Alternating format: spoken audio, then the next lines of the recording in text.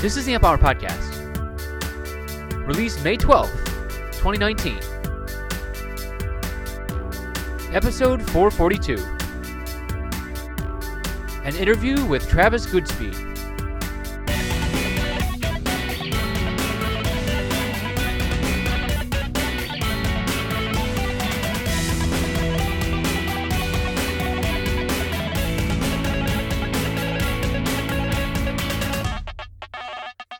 Welcome to the Amp Hour. I'm Chris Gamble of Contextual Electronics. I'm Travis Goodspeed, and I have an electronics problem. Oh, what is your electronics problem? Just that you love electronics? Well, I like making things with electronics, and then I find myself getting stuck supporting them, you know? Ah, yes, that is quite the problem. And people might know you from the GoodFET, the GoodWatch. I see things marked with neighbors often. I think that's part of your be a good neighbor. That's kind of your thing, right? Yeah, coming from Southern Appalachia, I just it's like half true, but I half invented from whole cloth fictional society with traditions of neighborliness and that sort of stuff that was mostly ripped off from Mr. Rogers. Okay. Hey, if you got to pick someone to borrow heavily from, Mr. Rogers is not a bad person to do that from. I think he's an inspiration to us all. He shows kids how things work, like where he'd do like factory tours and show you how crayons were made, or I like to think that if he did shows for this sort of an audience, he'd show you how to take apart radios and stuff, or maybe even teach children how to do that. This is the 400-volt bus bar. Don't touch this, children. Yeah, that's great. Okay, kids. Today we're dealing with high voltage, so you keep one hand behind your back to safety first. It's like guess a number, except the number is how many minutes you're gonna live. Keep one hand behind your back during that. There'd be like a whole song and dance about it, with puppets reminding the kids to keep the hand behind the back. Right. Yeah, that could save lives. Show the creepy king. The king always creeped me out, Mr. Rogers, but then he gets electrocuted or something like that. He was a bit weird. So I actually, you and I have met in real life. I don't know if you remember this. Probably not. It was a long time ago. It was actually the first time I ever went to a hackerspace. The first time I ever met Drew Fustini from Osh Park, and the first time I'd ever Pumping Station been in Chicago. 1? Yeah. I was visiting Chicago, and Drew, he's like, hey, you want to go to, I was at a trade show. He's like, you don't want to go to a hackerspace? I'm like, what's a hackerspace? And I went there, met you, and walked around the space, and it was awesome. A long time ago. Which trade show was that? Was that the Embedded Systems Conference? Yeah, I think so. Yeah, it was, or I don't know, remember which one. It might have been 2010, 2009. It was many years ago, though. Maybe 9 years ago, yeah. Yeah, the one that I really missed was the TI Developers Conference. Oh, I never went to that one. It was amazing. There were 7 or 8 tracks, all running in parallel. And the lecturers were TI employees, and the only part of it that was a sales pitch was that they would teach you how to make things with TI products. Yeah. And they would teach you how to do everything from wireless power to radio to... they had one that was just this old fellow who knew everything, and he was talking about how he used electronics design techniques in rewiring his house. Oh, nice. When the wiring went wrong, he measured the capacitance of it in order to know where the break in the wire was. Like TDR almost kind of stuff, like time domain reflectometry. Oh no, he just measured the capacitance, because when you have 2 wires that are separated by an insulator, that's a capacitor. And then the capacitance ought to grow roughly linearly. Oh, okay. So the bigger the capacitor, the longer the run was, kind of thing. Yeah, I mean, he was off, but he was off by 3 feet and 100. So that was awesome. Close enough to identify a known good spot in the wiring. I think that they didn't do proper conduit, so they weren't able to run a new wire out. Well, that's awesome. So is that conference gone now, or what happened to that? Yeah, I think they replaced it with a roadshow in each market. So then they would do a smaller one in Munich, and then one in New York, and it shrunk from there. That's too bad. But back when they did just one big one, it was the greatest week of education you could get. Yeah, I mean, and TI's bought a bunch of other brands too, so they basically just collected talent over the years, and that's too bad that that's not there anymore, because that sounds like a blast. It's a shame that some of these parts are so hard to get documentation about or to get an introduction to.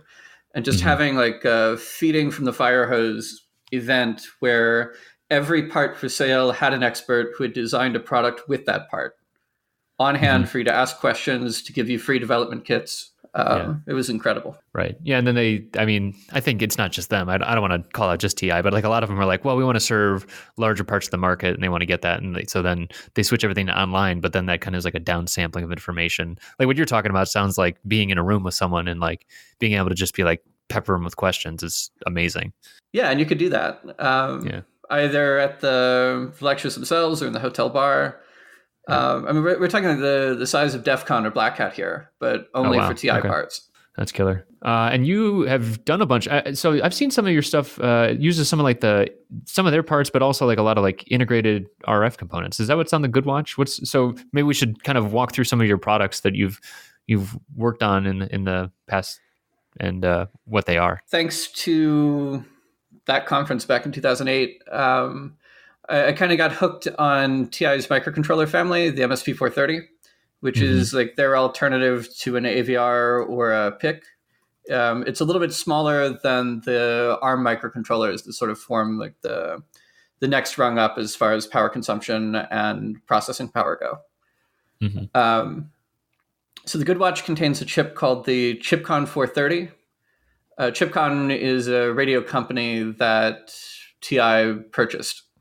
And the ChipCon 430 gives you a sub-gigahertz radio that is very configurable. You can make it compatible with lots of different things. And it also gives you a 16-bit microcontroller that costs almost no power. I believe I'm measuring 3 microamps. So I get years of battery life on a coin cell. Nice. Yeah, that's great. Now, you've got to be very careful about it. You can't leave like any pins disconnected when you're getting this sort of battery life. So maybe 8 or 9 years ago, there was a TI development kit that came out called the Kronos Watch. And the Kronos Watch was a lovely idea, which was that you could use this ChipCon 430 chip to make a wristwatch, and then you would have like a radio on your wrist. I remember that kit. I think I got one of those, and it was just like, okay, that just kind of sat. The demos didn't do much, and so unless you're like ready to dig in, like you're talking about, it was kind of just a sits in the drawer kind of thing. Yeah, there were all of these like little things that were so very close to being perfect about it, but weren't quite. Like, the design is open source, and that's great, but the hardware layout was not available, and the schematic diagram was a blurry JPEG screenshot, so you couldn't quite read all of the component values. Oh boy, yeah, okay. So it was get out a DMM and desolder components to find the values kind of thing? Not that bad. Like you could kind of squint or recalculate what the value should be yourself, or look it up in another data sheet. But it made it hard to play with it as a hobbyist because you had to then redo a lot of the work of designing it. And the same with the software. It was only compilable with TI's proprietary compiler. Later, this was moved to run from the GCC on the command line. And there were other little issues. Like in the initial release, the real-time clock didn't work. So you had a watch that couldn't keep accurate time. Okay. So a wrist-mounted electronic thingy, sans time. Right. And the worst part about it was that it was horrifically uncomfortable to wear.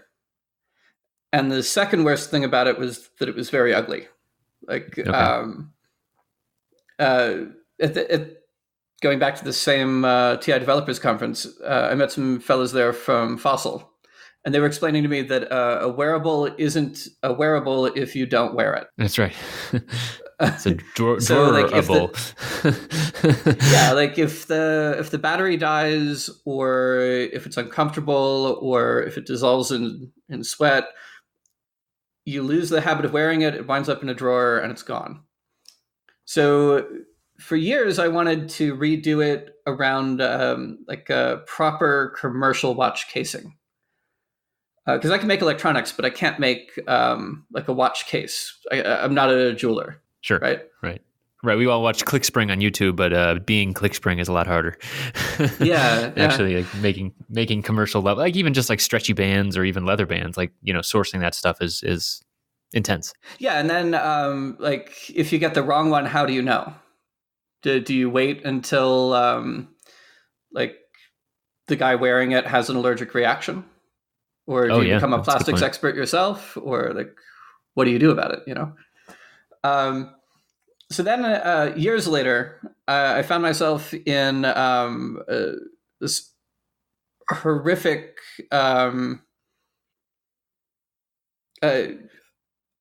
I don't want to call it like a demonic ritual, but that might be the best description of it. It was a daily hour-long Scrum meeting.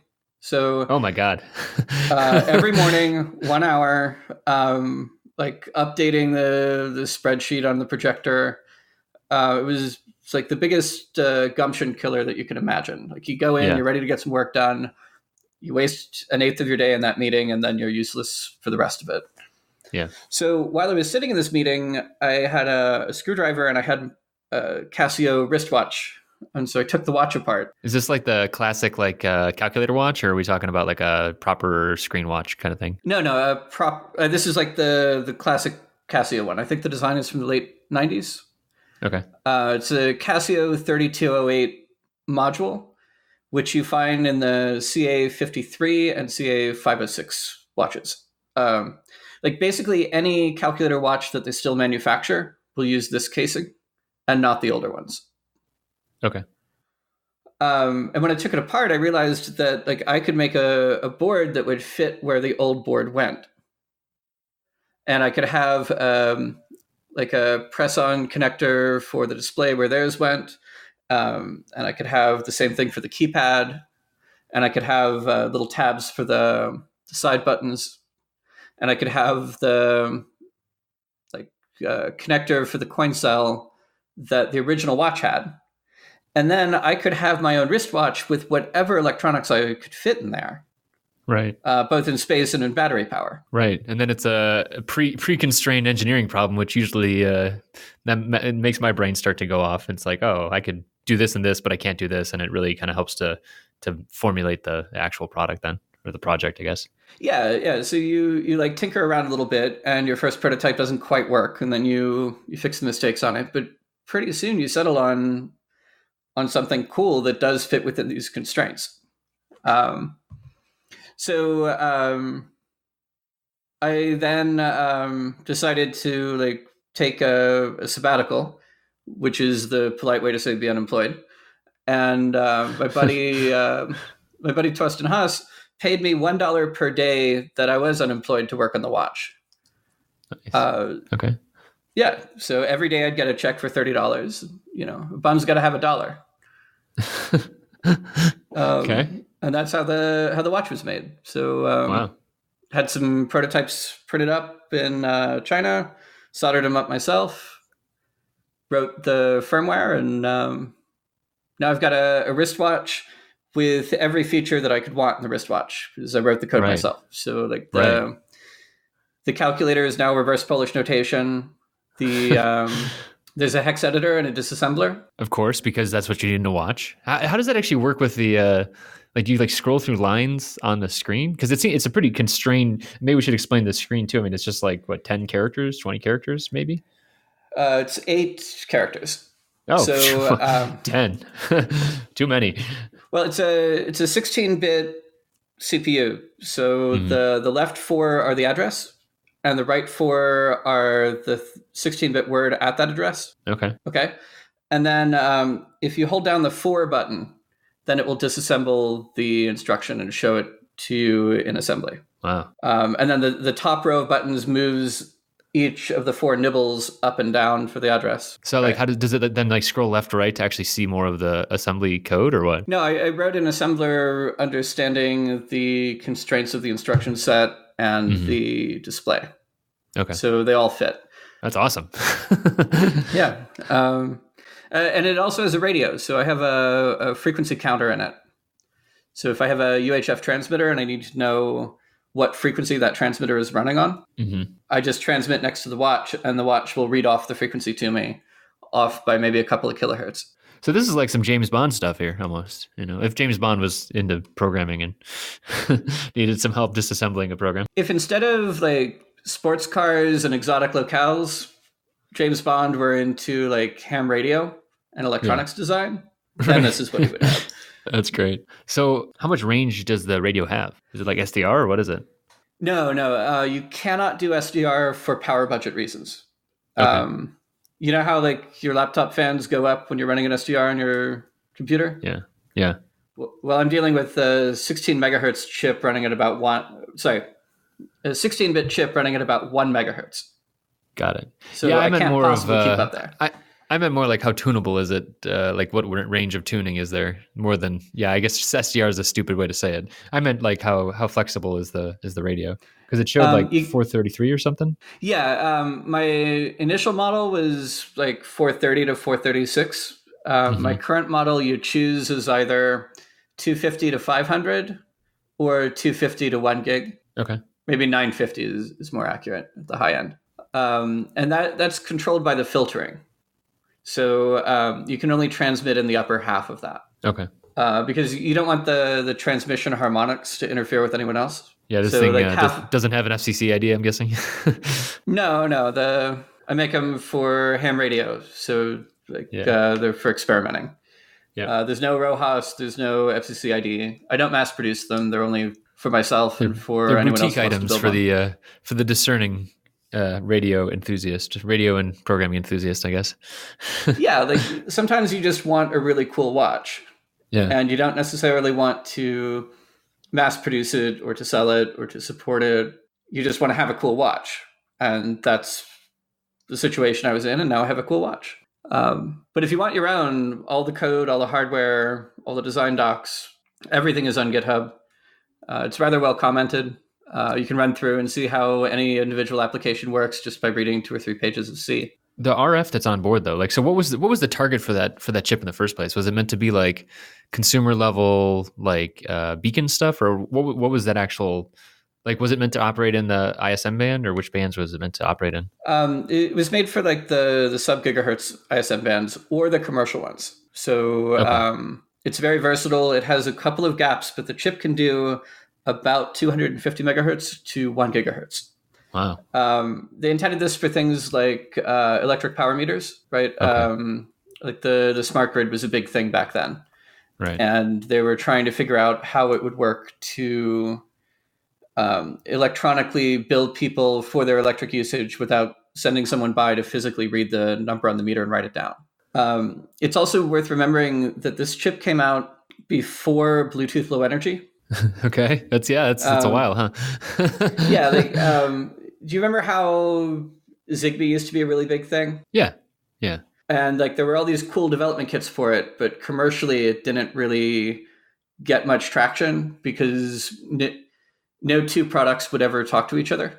Everyone's setting up their own standards, their own packet types and everything like that, and never the twain shall meet. Right. So Bluetooth Low Energy, like, they were concerned with like old-fashioned Bluetooth was very power hungry. It was focused on things like audio and just sort of had like a serial port mode as like a side thing. And then the Bluetooth consortium came out with Bluetooth Low Energy, and then all the cell phones supported it. And then all the chipsets supported it. Mm-hmm. And like they took this market segment that could have belonged to Ant or to Zigbee or to any of those competing protocols that just sort of never figured out where their niche was. Yeah, I guess the marketing side kind of takes over at a certain point, huh? I guess having interoperability is really important too, but like actually having a third party that's saying, no, this is just how it's going to be, and then building some consensus around that can help make chip makers get on board, which ultimately makes software makers get on board, and on and up the chain. Yeah, but the advantage of using a chip that predates Bluetooth Low Energy is that they had to be compatible with everything. So, interesting. Like I've implemented POXAG for it so that I can receive pages on the watch. And what was that? Was that an acronym? I don't actually know that one. Oh, it's POC SAG. POC. Okay. It's the British Post Office standard for pagers. It's like one of the 2 pager protocols that are popular. And it's still active? For amateur radio. Nice. Okay. There's a network called DAPnet, run by a group of amateur hobbyists, and they convert UHF ham radio transmitters to be pager transmitters. And then you can Nice. buy a pager programmed for your ID number on their network. And then you can receive pages that have been sent to your ham radio call sign. That's awesome. That's really awesome. I feel like that would work well with the badge life community too. Like just have like a centralized pager network kind of thing, and it's just badge life on your wrist, really. It would. I think that the Telefreak party one year had like pagers that they would hand out, and then there would be an announcement by pager to tell you where the party was. That's great. And the pager protocol is perfect for my wristwatch application because it pushes a lot of the power budget to the transmitter. Before you have a radio packet, you have this thing called a preamble. And in modern radio, like Bluetooth, for example, the preamble is very short and it only exists to show the receiver how wide a bit should be in time. In POXAG, the pager standard, the preamble is half a second long. So your radio can wake up like every 400 milliseconds and look to see if a message is coming in. But what does the preamble look like? Sorry, so it wakes up every 400 milliseconds, and then it's just like seeing a certain frequency transmitting is just like a repeating code over that time, or what? Yeah, and the code is as simple as possible. It's a 1 and then a 0, and then you repeat it. Oh, okay. All right. So it's like a clock almost. Yeah. So as the receiver idles, it's not actually waiting for a packet. It's just sort of periodically waking up to see if a packet will be coming in the next half second. And if it's not, then it can immediately go back to sleep, turn everything off. Okay, so when you said that pushes the power budget to the you mean that pushes the power budget to the transmitter, like a centralized transmitter that'll be heavily powered? Yeah, so this half second is like a half second running at 50 watts that is done for every single transmission. Yeah. But it also means that the receivers can run for months on a AA battery. Yeah, that's great. So does that mean that limits the system then though, right? Because there's only, or does it like blast out multiple messages after that preamble of the half second? The latter. So you queue up a bunch of transmissions and then you flush them out all at once. Okay. And while you're flushing them out, everyone is awake. But you can minimize how often this happens. I used to have a pager for work. I used to work in a fab, and like they gave us pagers, and like they just loved them because you can just get through walls no problem. Walls ain't no thing. Yeah. And obviously, like you're saying, usually you have a really high power transmitter as well, and so anywhere you were in the fab, you'd just be able to get a page, no problem. They have other cool design things like the last 3 bits, the lowest 3 bits of your number are encoded by where in the packet your message arrives. Okay. So, like if your last 3 bits are a 0, you actually come closest to the beginning of the packet. So like every device wakes up and says, I see that there's an incoming message in some amount of time. I'm going to stay awake. And then there's a blast of messages that might come through for, say there's 100 pagers in the field, like 20 of them have messages. Does every pager receive every message? So yes. Okay. For numeric pages, they might all be in the same batch. Uh-huh. Alphanumeric paging breaks a lot of this because it takes up multiple slots. Okay. If you wanted to, you could even rearrange the batches to be more efficient, like to have the fewest total number of batches by overlaps. Does this mean, though, that the messages are all just kind of like hanging out there and unencrypted and viewable by all? Oh, yeah. Okay. Yeah. And there are people who have published like software-defined radio code to sniff the public pager networks. Here in America, they mostly use Flex for the wide networks, and they'll only use POXAG for things like restaurant pagers.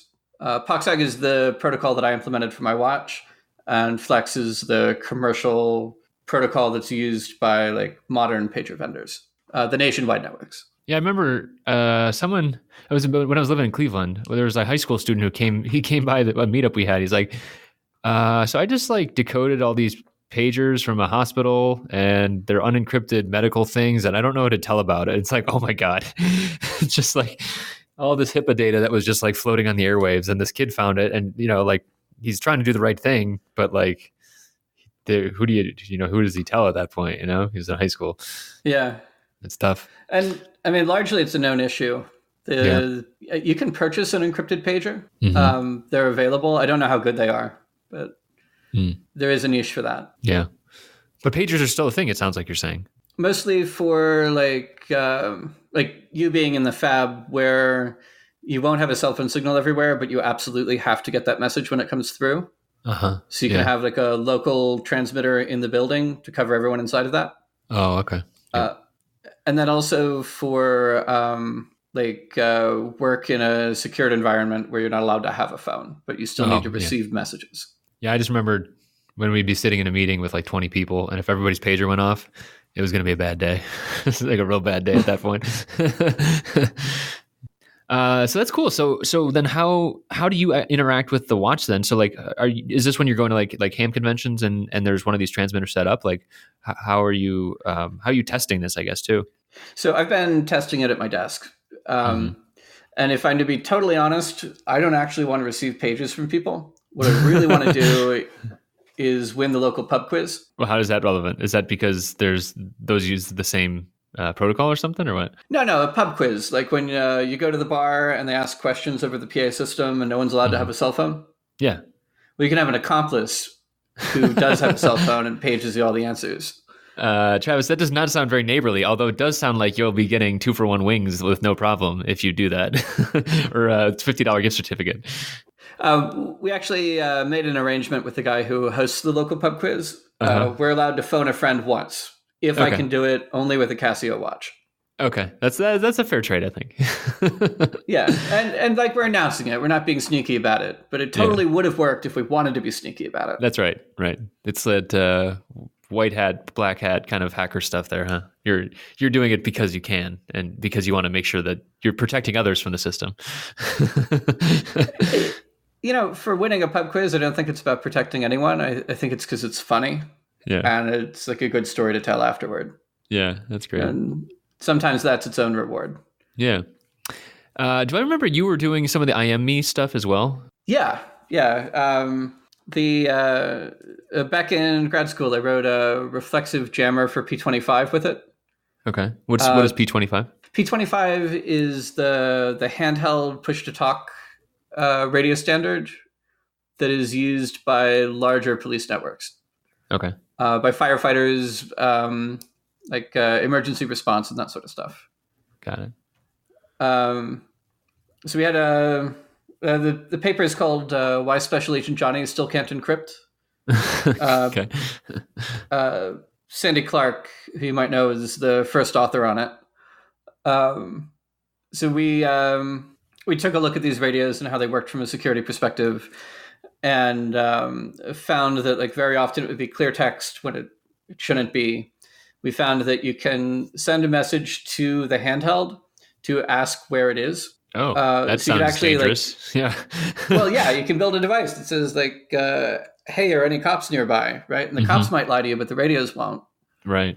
So, what does that look like on the protocol side of things? And like, how does it actually do that handshake of like figuring out where they are?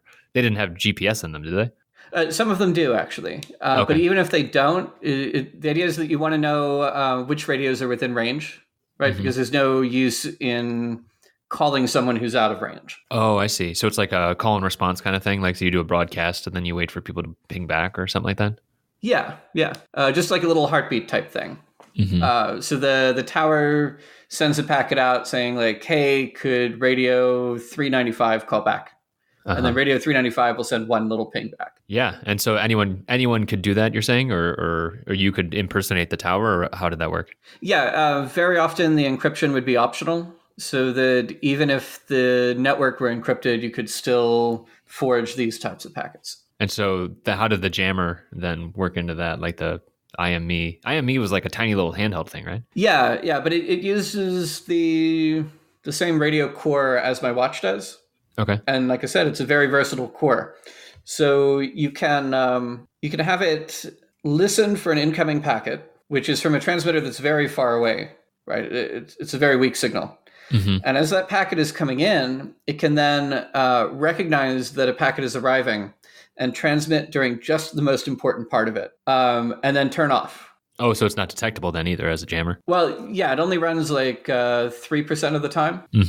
You could detect it with specialized equipment, but if you've got just general direction finding stuff, then the tower will be the dominant signal. Is that the same? Like, so you just mentioned the P25 protocol. Is that like doing the same kind of thing where it's doing a long preamble to set people up to know there's an incoming packet as well? Is that kind of the tough spot there, or like how do you know the signal's coming in, and then what is the part that you're actually blocking out? So you have to get a copy of the standard, and then you read it, and then you implement it from what you've read. Okay. So P25 has so it's called 4FSK, which means that you have like 2 bits determining which one of 4 frequencies you'll be transmitting on at that instant in time, like per symbol. It runs a little bit faster. But these are all just parameters that you can feed into the watch or the IME to re-implement the protocol. P25 doesn't do the same power management tricks because your radio is supposed to be charged every night or between shifts. Yeah, and usually they're the big, like these are like police radios, you're saying, like the big Motorola type ones or similar? Yeah, they weigh a ton. Like, they do make smaller ones for like hotel security that look like an old feature phone. Oh, like Nokia like phones, you're saying, like a brick. Is that what a feature phone is? Sorry. Yeah, a feature phone is just a phone without a touch screen. Got it. Yep. Like, you remember when they had buttons? Yeah, I do. It's been so long, man. It's been so long. I know, the world changes. It does. Ain't nothing like it once was. Yeah. There's a related project that you might find interesting. So one of the competitors to P25 is called DMR. And DMR is used for things like really small police departments, like university ones that only have like a limited territory. And for business radios. But it's also very popular for amateur radio. And there is an internationally trunked network, so you can make calls between countries using it. Whoa, nice. Yeah. So one of these radios is called the MD380. It's about $90, and you can buy these everywhere. Like all over, all the websites have them, all the ham radio shops have them. So some friends and I broke the encryption on the firmware updates, reverse engineered the firmware, and now maintain our own patched firmware that runs in the official radio. Okay. So by doing this, you can get promiscuous mode, and you can hear everything that's on the channel, even if you're not a part of the conversation. Oh, wow. Okay. That's so, is that because it's sharing among channels to up the bandwidth or what? Yeah. You can basically have 2 conversations at once, but in ham radio, you're not supposed to talk over someone else. So you need to know that they're having a conversation to be polite. And in a commercial radio, you never want like the workers to know what the bosses are talking about, even if it's on the same radio network. So the commercial radios didn't have this feature, and we just added it. There's also a phone book of all of the users. So you can, like, as someone is talking, you will see a name and a call sign, a city and a country. But that's a feature you guys put in, or that's a natural feature? It's a feature that we added. Again, open source on GitHub. The core of the code is proprietary, like the vendor's proprietary software. But by reverse engineering it and changing it, we were able to add our own features. And then how do you do the lookup of who would actually, like whose call sign and who is actually calling? There's a spy flash chip, and we download the database from the volunteer organization that does the registration. And then we just flash that into the spy flash chip and search through it by software. Oh, wow. Okay. So there's already a pre-registration, you're saying, of the people that are on the network, but then you're able to actually show it as it's live happening. Okay. And then our code fits where the Chinese font used to. Oh, nice. Okay. You're not using that space anyways. Yeah. I wish that I could read Chinese, but me too. Since I can't, and it was a fifth of all of memory, might as well. Yep. Yeah. Is this like this is a handheld unit, you're saying? It's kind of like MD380 is kind of like a Baofeng style, like handy talkie kind of stuff. Yeah. It's a little bit larger than a Baofeng. Okay. And it's digital. Like it has an analog mode, but by default you're using digital. What is the project called that actually has the replacement firmware? It's called MD380 Tools. It's on GitHub, or you can go to md380.org. That's great. So then how are people, I mean, is this like a thing where you're going to keep adding features to that radio, or how does that all work? I think I'm done with the project. Okay. when you start these things, sometimes they're really cool and exciting, and then after a while, you're no longer using the project, and it becomes more of a chore. Mm-hmm. So, like for a year or two, it was a whole bunch of fun, but now it's not. So I'm not very involved anymore. Yeah. So how do you find these new projects? I mean, because it sounds like you're doing these interesting projects, like you're talking about. How do you find them initially? Like, what will pique your interest enough where you're like, oh, okay, I should go reverse engineer that code, or I should go and create a PCB for a watch? Like, is there something specific that you find happening over and over again, or is it just kind of things that eat at your brain and you want to like eventually you just need to make this thing in the world? I think it's mostly like a nervous habit of taking things apart, right? So I buy the radio, the MD380, for example, and I take it apart and I see the chip inside of it. And then I recognize that it's an STM32. Like I've worked with that chip. I know that chip. Yeah. So knowing the chip, I know that I can rip the code out of it. I know that I can change it, that I can reverse engineer it and patch it. And from that point, like knowing what's available or what can be done with the tools and the things that are available, like the idea crops up, and then either I get around to it or I don't. That's great. That's great. I mean, where do your projects come from? Some frustration. I mean, I've got a list of projects that are kind of just sitting in idle state. Some of it's, that are more timely. Like I think like I did a board last year where it was just other people were working on similar things. So I was like, yeah, that sounds like something I want to do. And I was like looking for a new technical challenge. So I spun up a board and started working on it through that. And then the rest is work. So work stuff is more of a, I should probably do this if I want to keep my job or make some money. There's that piece of it. Yeah. Sometimes you do have to pay the bills. Yeah, exactly. What is what kind of STM32 stuff have you done in the past? Aside from the radio? Work stuff. Work stuff. Got it. Not talkable work stuff, or? No, not really. Yeah. Okay. All right. That's all right. You've done a lot of other stuff that's non-work stuff too, so that's good. Yeah. So what do you think about that chip? I mean, if you're using it on a regular basis, I guess there's a bunch of different families in there too. Yeah. For the old ones, I wouldn't recommend them. Like for design that you need to keep secure or prevent from being copied. Mm-hmm. I really do like how easy it is to target ARM devices with just a vanilla C compiler. Mm-hmm. Yeah. Like, do you remember the days of having to pay for a compiler? Yeah. Yes. They're not over for everyone. I don't know if you know this. I'm sorry. Like, I know that children might be watching, and I don't want to use harsh language. So I suppose I should stop talking about paying for compilers. But, yeah. Well, I think that's the thing. Like this, we were talking about this at KaiCon and a couple other times too. And it's like GCC was around a lot longer. It's just people still prefer the paid stuff. I think it's come to equilibrium now, or it's maybe surpassed it, where it's like it's a viable option for a lot more people. I think, especially in a professional context, to not pay for compilers, whereas in the past it was not as much of an option. Some commercial tools have a feature that's handy, like Visual C++ has incredible debuggers with it, mm-hmm. right? If you're writing, like I know people who write Unix code first on Windows just for Visual C++. Oh, yeah. And I really don't mind paying extra for a tool that makes my life easier, mm-hmm. especially for commercial products where, like, my livelihood comes from it. Mm-hmm. Yep. What I mind is getting locked out of my own designs. Yes. Like 100%. Like I designed some things in Eagle years ago, and now I can't open them. Yep.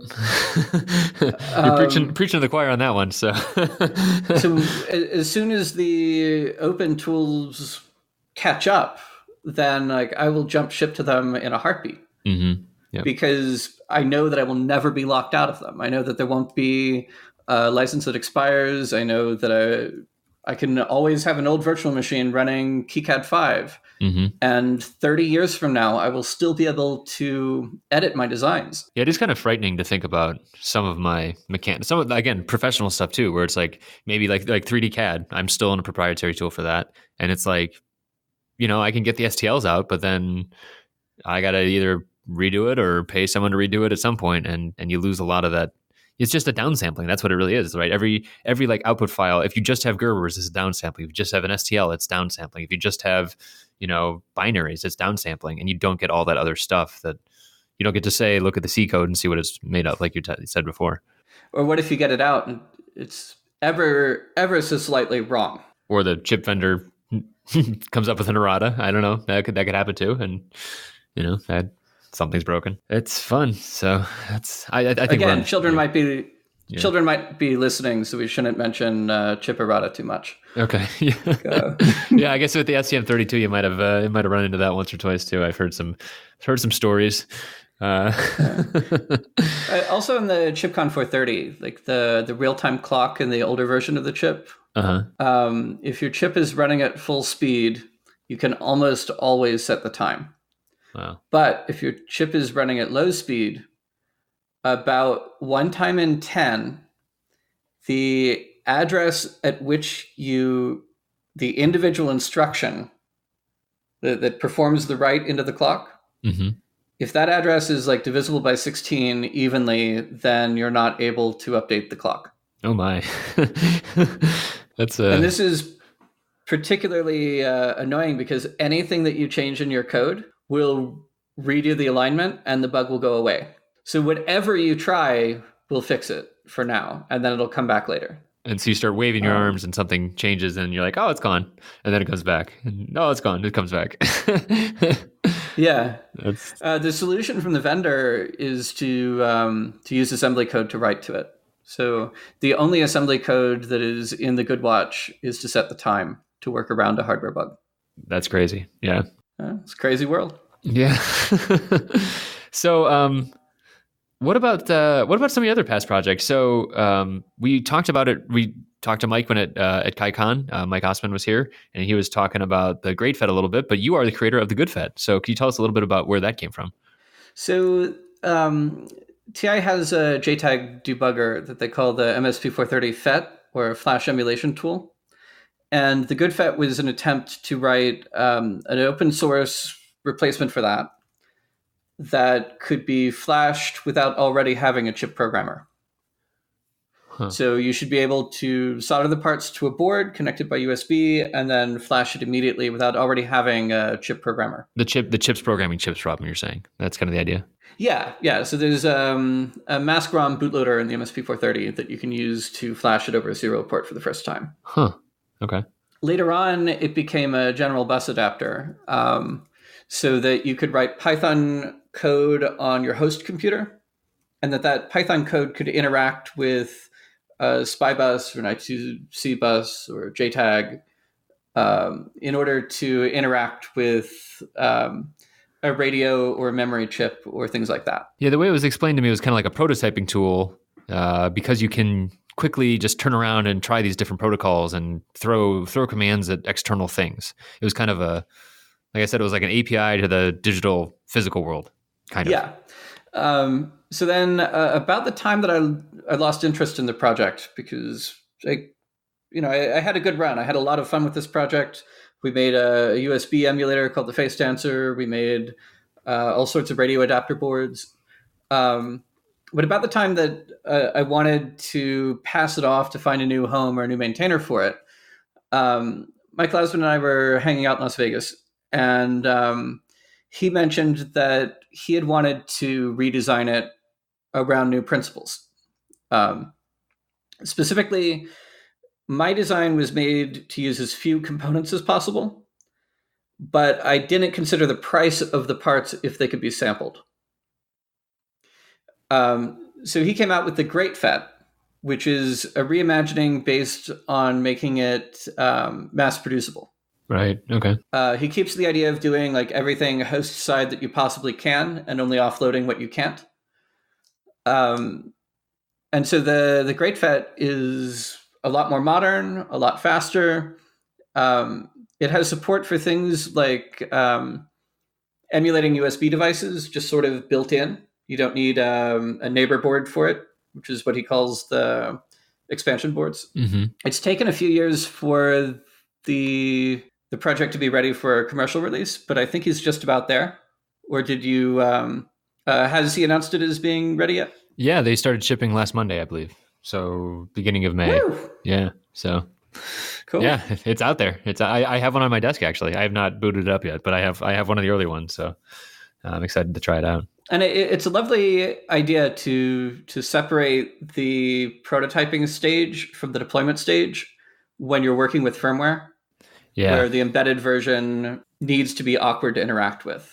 And that's kind of the thing that like that cycling of like write firmware, compile it down, load it over. Write firmware, compile it down, load it over. You know, and like yeah, of course you can do debugging and all that other stuff, but like the idea I get from GoodFET/GreatFET is like it's more like throw commands because you already have this interface that's kind of out there.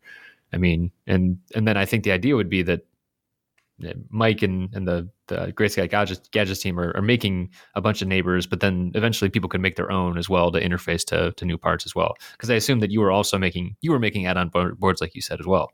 Yeah, and the advantage of reusing this platform for your own add-on board is that all you have to do hardware-wise is to wire it up to the right pins. Right. And then all of the software becomes a Python problem. Which is exceedingly accessible these days, which is great. I think you could physically wire it up if you wanted to, right? You could do jumper wires to plug into the little header thingies, but from a speed perspective, you start to get dangerous. And that's why he uses 0.1 inch header. Mm-hmm. You can rig one up out of prototyping board if you like. Yep. Nothing to stop you. So do you still prototype like that with your own stuff? I mean, like with a GoodFET in your work? Occasionally. With the GoodWatch, it also has a host-side Python environment.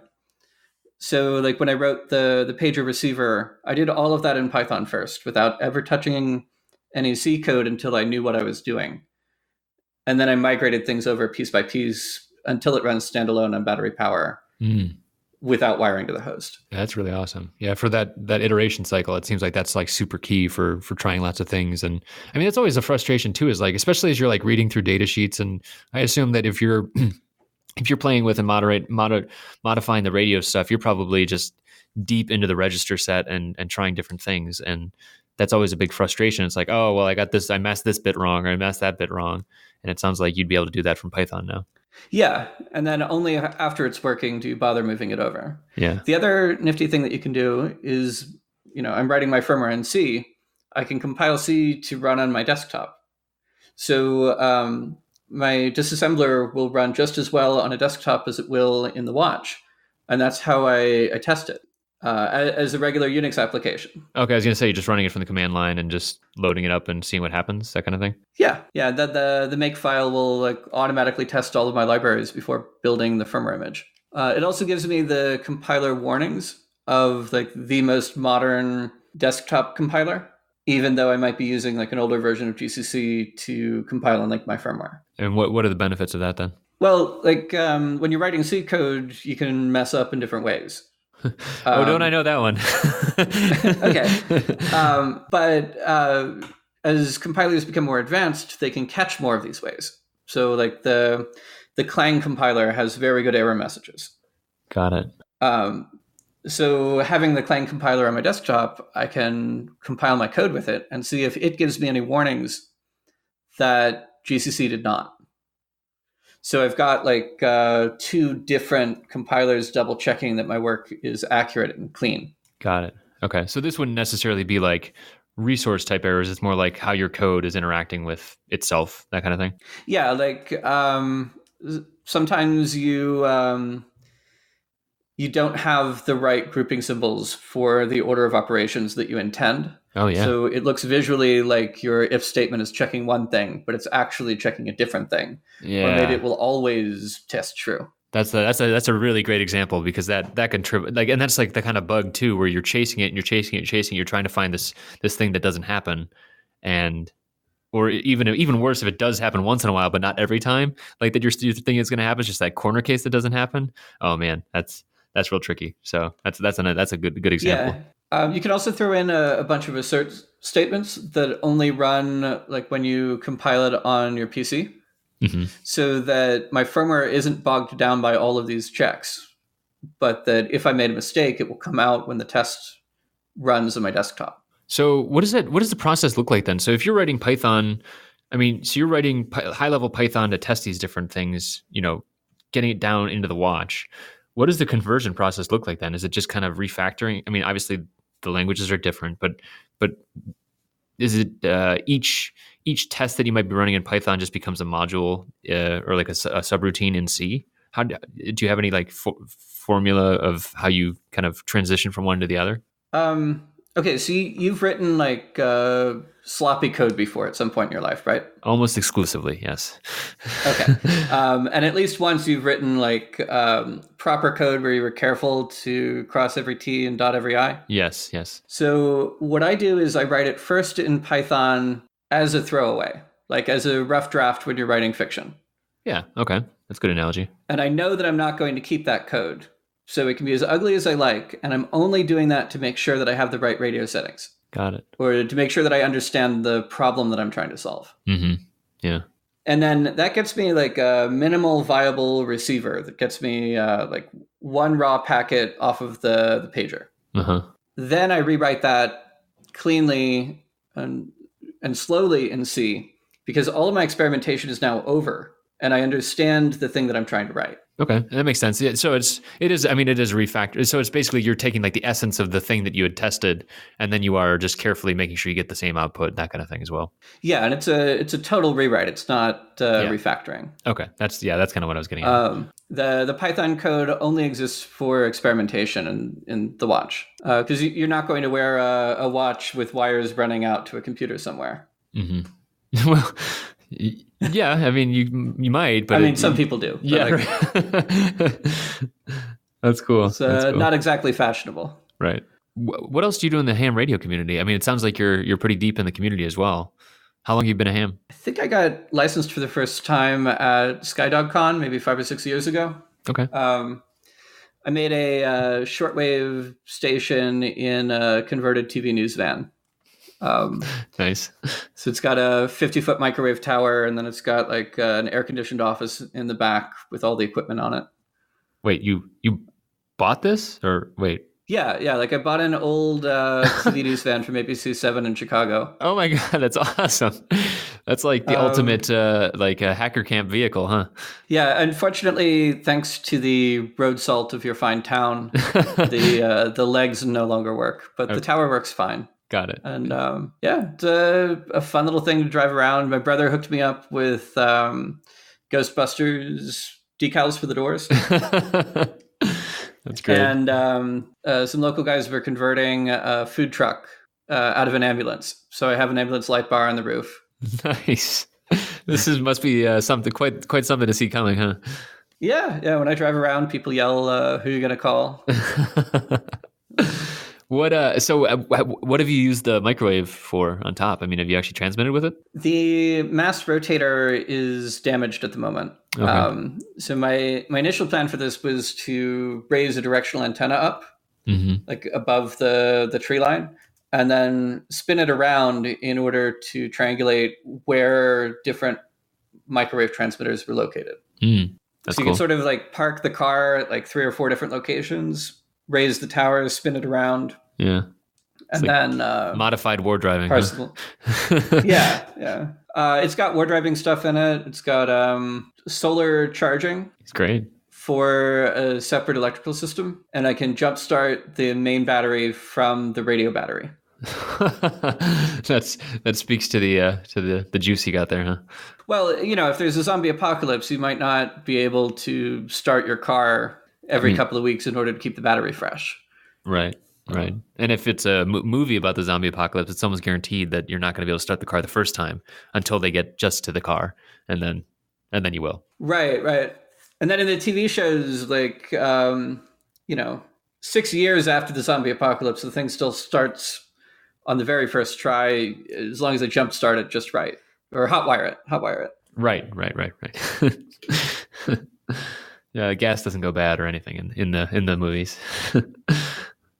Well, let's talk about your. I mean, so you've given a bunch of talks as well. Like, what do you? It sounds like some of the stuff you've spoken on is the the radio stuff and the watch. Other talks that people should watch. I mean, I'm obviously going to link all of these in, but so Sergey Bratis and I started a project called the FaceDancer, which was a USB device emulator from Python. The idea was that you could write like a fake USB device as a Python module on one machine, and the other machine would believe that it were real. Wow. Kate Temkin has now taken over this project. She works a lot with Mike Osman and the Great Scott Gadgets folks. And it now runs on the GoodFET hardware, so that you don't need any custom hardware for it at all. So, like, what would be the usage of the FaceDancer project? Like, to the initial idea was security vulnerabilities. At the time, there were a couple of USB vulnerabilities coming out. Like Colin Muellner came out with what's called a time of check to time of use attack against a smart television. He basically made like a fake thumb drive and speaking the USB mass storage protocol, which the FaceDancer can also emulate. And he put a plugin for the TV, and the plugin was very large so that it couldn't fit in RAM. And the first time it was read, he would present a perfectly innocuous and legal plugin. But the second time that it was read, he would present the one that he actually wanted to install. Because it was just going to do an automatic retry? Is that kind of the thinking? No. First it checks to make sure that it's good, and then it installs it only if it's good. Oh, okay. But there's no reason why these have to be the same thing if you control the USB disk. Right. So it's like a bait and switch, but a digital bait and switch. Yeah. That's cool. So Colin did this against a TV.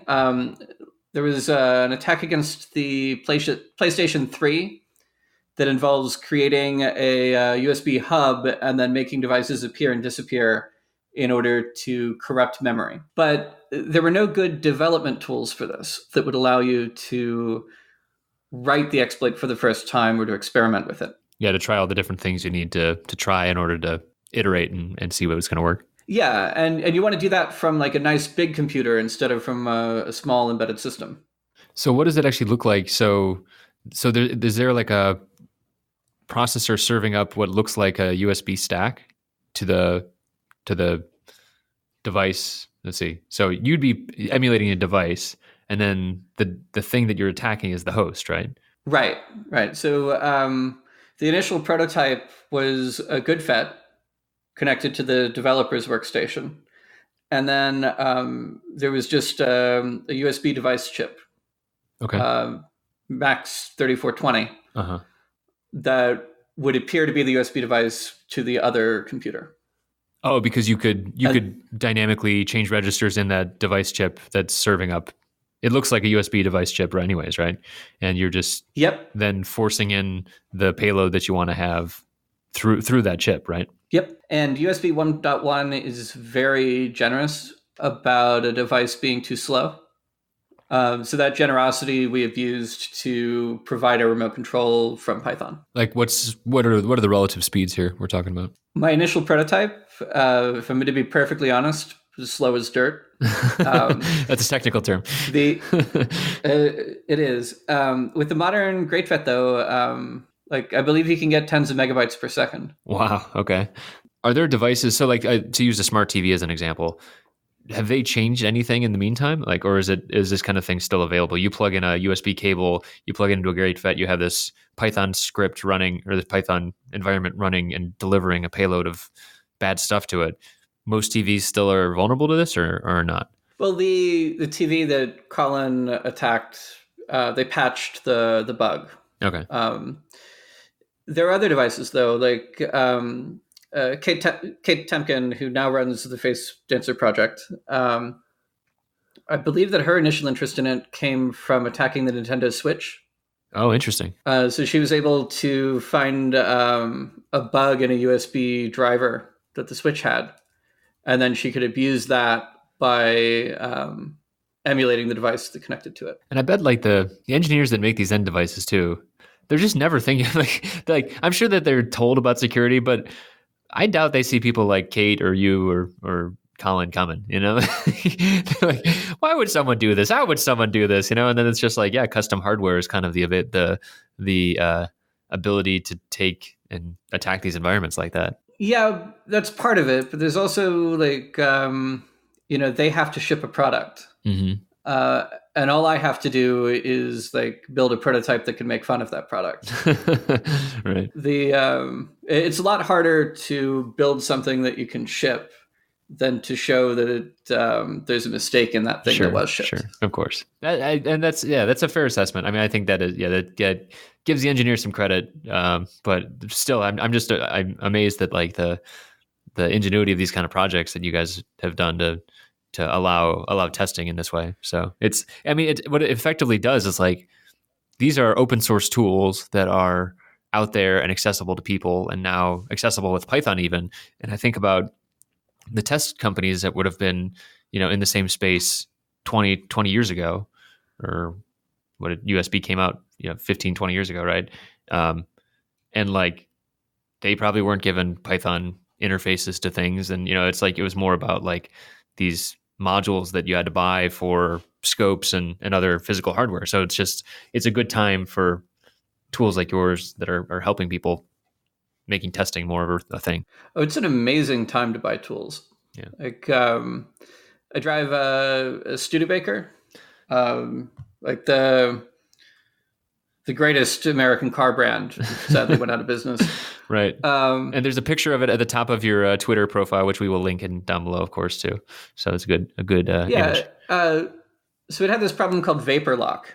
Vapor lock is where the fuel pressure drops to be too low. Mm-hmm.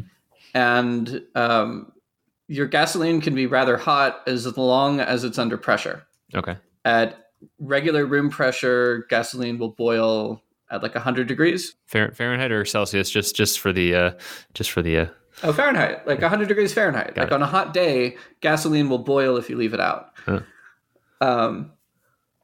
So when that car was made, if you had this problem, you just had to think really hard about it. And thinking really hard about it, you'd realize that maybe the fuel pump was bad, or maybe there was a clog in the line, but that something was preventing the fuel from getting through. Now in the modern world, I can go online and buy a little gizmo with a thermocouple and have an accurate log of my fuel temperature dating back a week retroactively. Yeah. Whenever I care to yank it out of my car.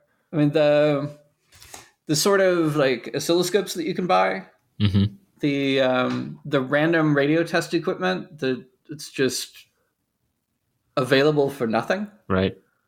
Yeah, it's crazy. Like we've really got it good test equipment wise. Yep. Tom and Ray, are you a Car Talk fan? I'm not. I haven't listened to them. I have nothing against them. I just haven't gotten into it yet. That's talking. That's the only reason I know what vapor lock is. It's because of Car Talk. And yeah, they in the same way, it's like you didn't have that tribal knowledge like you're talking about. You wouldn't. It would have just been like, yeah, take it to a mechanic. Like to talk to an expert. So, but how do you like get access to that knowledge? It's now like you're saying, it's low cost test equipment that's you can kind of just monitor with.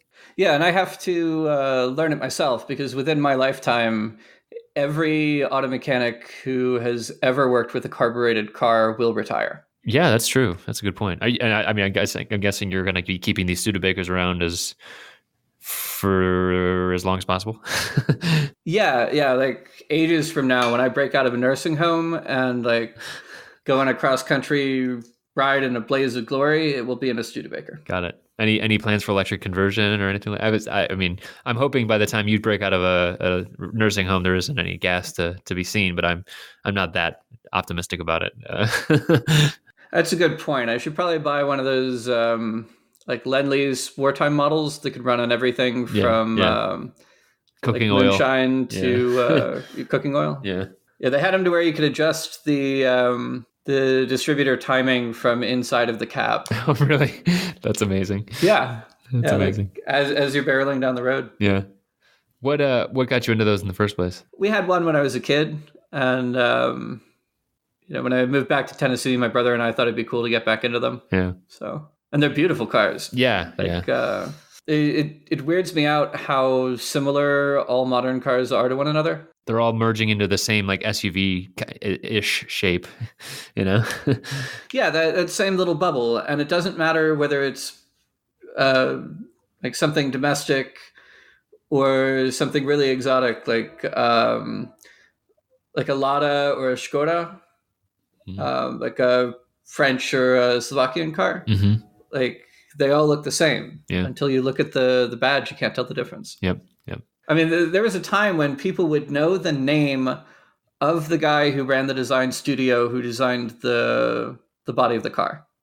Just from the look, you're saying? Yeah. Yeah. I think with aerodynamics and crash safety ratings and everything else, they all kind of merge towards the same, not standards, but practices, and that kind of makes a lot of the same features. Well, crumple zones are very important to safety, but my hope is that if, God forbid, I am in a collision, the other car will have crumple zones. That's right. Well, I'm sure a Studebaker's got some steel in it. It's got some heft, right? Yeah. One of us will be driving away from the collision. That's right. There's other cool stuff from back then, like the controls for the high beams on the lights. It's a foot switch. Really? That's interesting. Your left foot switches between high beams and low. And so wait, is it like there's got clutches to it, right? So there are 4 pedals? No, mine are automatic. Oh, it's automatic. Okay. That would also be dangerous too if someone thought it was a e-brake or something, and like you're going into a crash, you're like, no, e-brake, and then high beams go on. I think what happened was that, like way back when, like in the 20s or the 30s, that would be the button that would run the starter motor, and that they had a bunch of these buttons left over when they switched to more modern key locks, and you got to do something with them. So you might as well make it control the high beams. Use them again, right? Or the gasoline goes in the back, so that you don't have to remember whether the gas port is on the left or the right side of the car. Yep. Just got to remember to pull forward a little. That you do. Yeah. What is it like like we should finish up here. I know you got other stuff going on, but what Tennessee, is there a tech scene there, or is it just because family you ended up back there?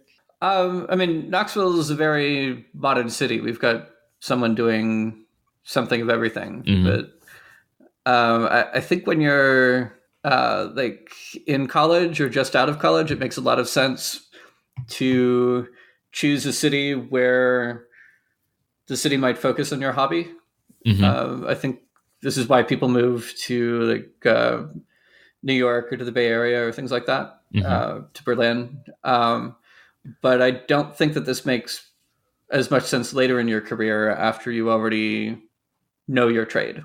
Mm-hmm. Like I would much rather be able to have free parking and elbow room at my neighborhood bar, dogs being allowed indoors, and affordable rent. Yeah. Than to be surrounded by people who shared my hobby. Well, and it sounds like, I don't know about you, but I travel to see people like within my hobby, I guess, at conferences and stuff like that. It sounds like you do quite a few conferences, and it's like everything else is kind of the everything else time is the work time and the family time and stuff like that. And I think that a lot of our listeners that are, have families and they are disparate as well. I think that a lot of people listen to this show because there aren't as many centralized hubs as people would like when, life has other things going on. Yeah. And while under no circumstances would I recommend leaving family and friends to indulge in your hobby, like after you've made a career out of it,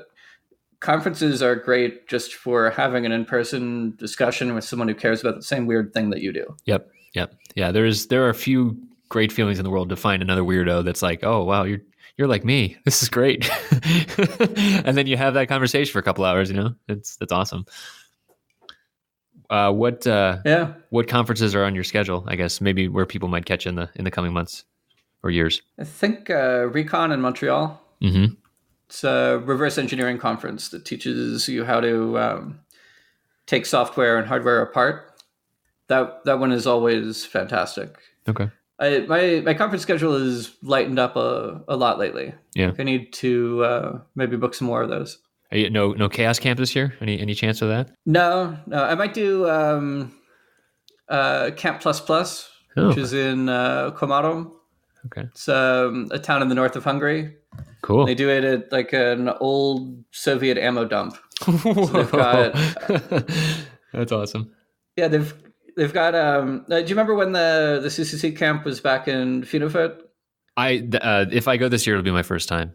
Okay, so they used to do it at like an old GDR airbase, and they had MiGs and stuff and statues of Lenin, and people would put like headphones and a hipster scarf and thick-rimmed glasses and a DJ table on Lenin. Oh my God. Wow. I mean, if you're going to have to see that statue of a mass murderer every time you walk by, you might as well make him look funny, right? Yeah, lighten the mood a little bit. Come on. Yeah. So at the fort in Kamadom, they don't have like the old statues, but they do have old radar trucks that the USSR left behind when they evacuated. Wow. And it's a much smaller camp, maybe 150, 200 people. Oh, wow. Okay. That's great, though. Like that size conferences, like those conversations where you're having 2 hour, 3 hour conversations with someone and you really get to know people, that can be a really good size for that kind of thing. Yeah. And also like when something scales to a certain point, no matter how well you run it, you kind of have to make it more professional. Whereas when something is very small, like it can be like a little less organized and a little more free for all. Yeah. Without people taking advantage of that or being jerks about it. That's a good point. Well, Travis, I really dig your worldview. You seem to like just even that, like about the conference stuff. Like that's a really good view in life. I like that. So thanks for talking to me here today. Where can people find you online if they're looking to get in touch? My Twitter username is Travis Goodspeed, and that's probably about the best place. Okay. And if I could end with one plea. Sure. If anyone listening now is from Texas Instruments, you folks used to have the very best electronics education conference in the world, disguised as a sales pitch. And it's the reason why I use Texas Instruments parts in my design 11 years later. Yeah. If you could please bring it back, I would be so forever grateful. Okay. I would even go back to Dallas for it. Please. That's a big one, man. That's a big one. Yeah, that's a great call. Yeah. I'll see if hopefully there's some people out there listening. We'll see. Yeah. I love Texas. Dallas is just too flat. Yeah. I was more of an Austin man myself. Yeah. All right. Well, thanks, Travis. We'll talk to you soon. All right. Thank you. Bye.